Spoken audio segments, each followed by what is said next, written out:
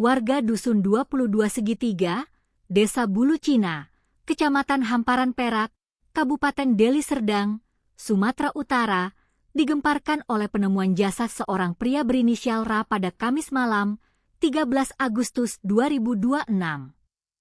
Jasad pria berusia 25 tahun tersebut pertama kali ditemukan oleh warga yang sedang mencari rumput di dalam area perkebunan tebu, sekitar 50 meter dari jalan utama.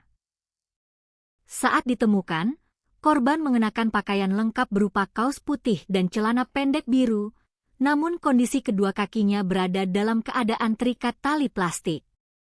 Perangkat desa setempat yang menerima laporan langsung berkoordinasi dengan Polsek Benda dan jajaran kepolisian untuk proses evakuasi. Korban yang diketahui merupakan warga Kecamatan Helvetia ini berprofesi sebagai pengemudi taksi online. Namun, unit mobil milik korban tidak ditemukan di lokasi kejadian dan korban mengalami luka memar di bagian kening.